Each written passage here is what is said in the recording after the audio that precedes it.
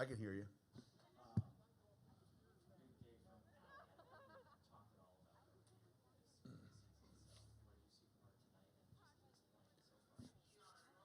Um, I think the things that she's good at are the things that she did today. That's kind of who she is. That was her high school career. You know, she's a really good shooter. She's pretty smart. She's quicker than she looks at getting to getting that first step by you, and she's smart defensively. Last year I think she struggled with some, you know, uh, confidence issues mostly. I bet you the first 2 weeks of preseason she was probably going to be in the starting lineup, and then all of a sudden, she was sick, missed about 4 or 5 days of practice, and never really recovered her, you know, sense of I'm really good. And I think she came back this year, um, better prepared for what was coming, and you know, that's probably the only thing that holds her back is truly believing that she's good enough and belongs out there with this group. Gino, now that you've had these two exhibitions and had a whole 6 month off season, parts of which were spent celebrating the championship, which is nice. How's it feel to actually get into the season now, onto pursuit of real goals for 25, 26? Yeah, I really didn't think that much during the off season about these about the previous season. I I don't know why. Usually if we win a championship, it stays with me a little bit longer. This time it didn't. So there's no hangover for me, and I don't think there is from the players. I'd be more worried, let's say, if we have Paige back. These guys are going to be overconfident. They're going to be cocky. They're going to think that this is going to be easy. I think we all understand last year was great. It was a great year, and it came out perfectly. This is a new year. I'm excited for the challenge. Um, I was saying this recently. I have to learn how to sub again. We've had 3 or 4 years in a row there where, there's nobody to sub, so it was easy. Players have to learn. Some of our guys have never played on a full roster, so they have to learn how to be really efficient in a shorter period of time.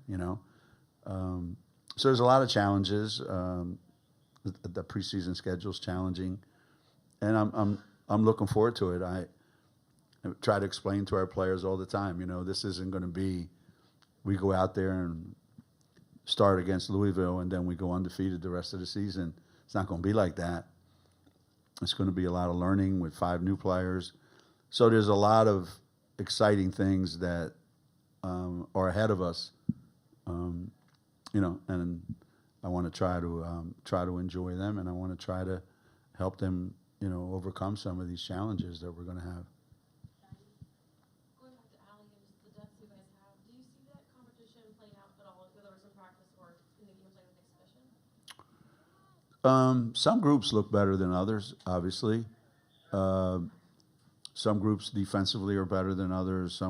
I think a lot of it depends on who's out there with who. If we have the wrong combinations out there, someone who's really good won't look as good. So, and practice has been a lot of that. And that doesn't mean that, this player is better than that player. We just have to put them with certain combinations that make them look good. And if Allie's out there with the right group, especially if she's out there with AZ, then I think that that helps her a lot, knowing that she's got an experienced guard out there with her that people are going to have to guard. But I think if Allie's making shots, Ash is going to make shots. That's the way it goes. You know, people kind of take, you know, take the approach of we have a lot of guys that can shoot it, and I have to be one of them. So I'm glad that they approach it that way. I mean, AZ started the game with a 30-footer, so I guess our team's not shy. You know, yeah. The freshmen and Kaylee all seemed a little more settled today. Just where have you seen them progress, and what are kind of the big hurdles left for each of them? Mostly wow, my voice just got really loud. Mostly in the recognizing what the flow of the game is. Not that it was a bad idea. Mostly in the flow of the game. You know, what comes next. You know, they've gotten better at that. Still not where we want them to be, you know, but I want to try to help them. What do I do? So many of these kids have trouble when they don't have the ball. You know, when you're on a good team with a lot of pretty good players on the floor at the same time, you have to be pretty good at what I do without the ball. You know, Kaylee Heckel today, a couple times, you know, when she has the ball in her hand, she's pretty confident. I mean, she's, you know, Blanca the same way. You know, they just put the ball on the floor and they go. But when they don't have the ball, I want to make sure that they're productive, that they're doing. So that's one thing. And I like their aggressiveness. I think they're really aggressive. You know, imagine how good we're going to be when, you know, maybe in Europe you just throw it to the open man. Here in America, Blanca will learn that open man has to have the same jersey on that you do. And I think that'll be pretty exciting to see that.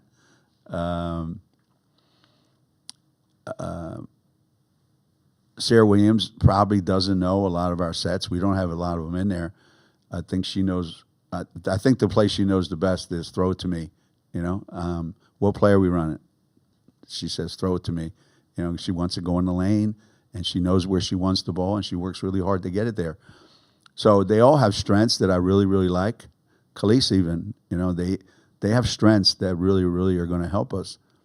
I want to help them with the other parts of the game. So come April, they're a little more well-rounded, you know.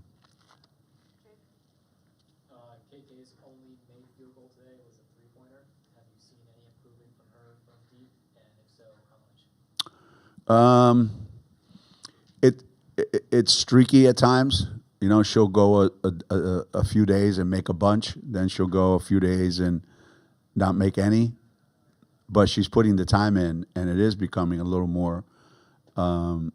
She's becoming more comfortable taking. I don't think last year she would have taken that shot that she made today. So I want her to feel comfortable taking it. You know, we talk to her all the time about if you're not willing to take that shot, we're playing 5-on-4. You know, realistically, that's what happens. So I like that she's put enough time into it that she feels comfortable with it. Just to continue with KK, this is her second game leading the offense. Are you liking what you're seeing from her? And do you feel like she's playing a bit more control over her speed, control over her just ability to see the court? Yeah, I would say so. I think she'll end up with the ball in her hands more. As I mentioned earlier to you guys that, you know, for her first 2 years here, we had pretty ball dominant guards. You know, whether it's Nika, Paige, Caitlin Chen. That now she's going to have the ball a lot more than she did before. So her decision making is going to have to be, really crucial. And so far, you know, it's been really, really good. You know, one of the big things with players, especially guards, is they they live for the big plays. You know, they live for the great pass. They live for the, wow moments. And I think understanding how to be happy with you know, 3 singles add up to a run. Doesn't have to be a home run. So just like I don't have to make a lot of threes, but I got to make a couple when they really count. So all these things are when you get to be a junior here at UConn and those other players aren't here and the ball's in your hands more often, quality decisions and quality plays are way more important than, the quantity of plays that you make. Coach, Sarah Strong said that after the Boston College game, there was a bit of defensive communication problems. After today's win, what are your thoughts on that? Better. It was better. I think that's every team that I've ever coached starts the season with those problems, and it gets better as the season goes on. But it's not easy when you're trying to incorporate a lot of new players. And the other thing, every year when you replace players that were very talkative, like Caitlin Chan, Paige Beckers, those two especially, it masks what the other guys are not doing. Now, when you don't have those two voices, you can tell the quiet. And so that's a learning thing. But it's every team. When you graduate seniors that have learned how to talk and communicate, you got to start all over almost, So it wasn't great against BC, but it was better today. And it'll have to be better next Tuesday. No Gandy today. No, she got whacked by Sarah Williams.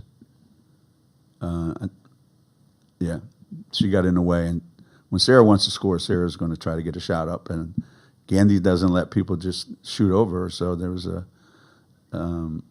she got whacked pretty good. So no Gandy today. Is that a long-term? No, not at all. Hopefully, she'll be active next Tuesday. Gina, you alluded to this. There's a lot of good teams on your schedule right away. November itself is going to be really challenging, and I would assume really revealing. What do you hope to learn about the group in the next 4 weeks or so, about your group? I always wonder, does winning a championship change you, and now you walk around as a different person? You walk into every arena expecting to win. You walk in, that team goes on a run, and you're down 8, 10, that you just kind of shrug it off and realize that we're going to go on a 14-0 run. Like, do we have that kind of team? That those players have come out of last year with that kind of swagger, that kind of confidence, self-assured. So, yeah, I want to find out, do we have some of that? Has that been a carryover? We had it the whole NCAA tournament. Did it come from, just Paige and Caitlin, or did it graduate with them, or did it stick? That's why you play the games. That's why you play the schedule that we play, right? We want to find out what we've got. And people are going to be in somewhat uncomfortable situations. So I think that's also good. They're going to need to rely on each other. So that's also good. And I think they know this, obviously. We lost the best player in the country, and we didn't necessarily bring in the best player in the country to replace her. So everybody's got to rely on each other a little bit more. And November's a good time for us to find out all those things, Coach, one of the fun things about watching Sarah last year was her ability to have a massive impact on the defensive side. Now that she might be shifting positions a little bit, do you think that she has the opportunity to have an impact on defense in a different way this year? And if so, what might that look like when it starts clicking?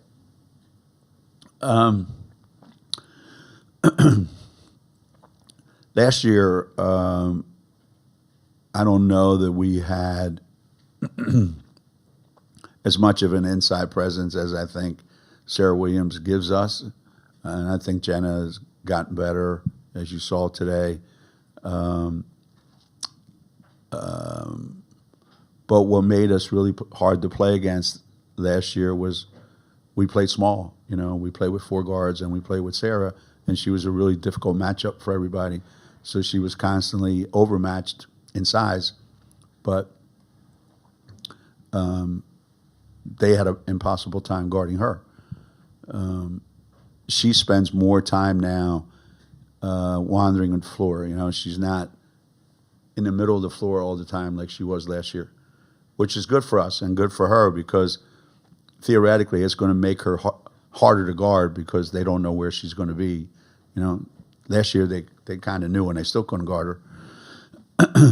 But defensively, she's going to be matched up with a lot more guys on the perimeter.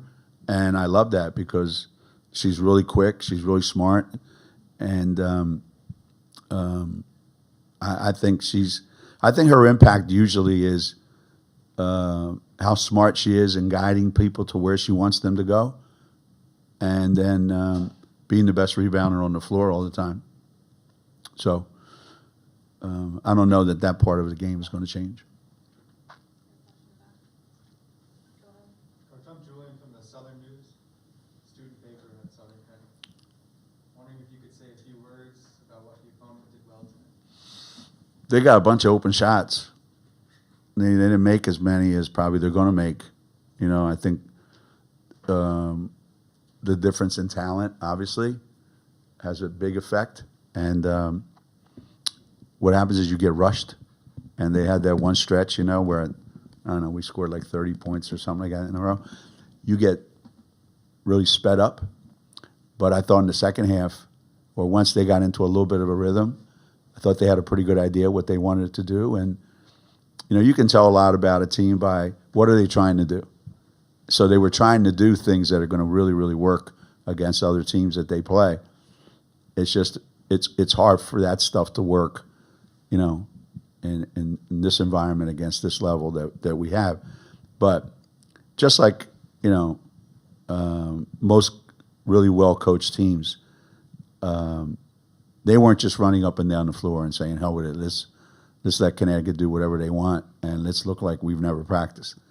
You know, they looked like they had a plan, and they knew what they wanted to do. And they got a bunch of threes out. How many did they get? 24 of them. And I would say a lot of them were open, I think, which says a lot about them, you know. It says a lot about us, too, to be honest with you. Yeah. All right. Thanks, everybody.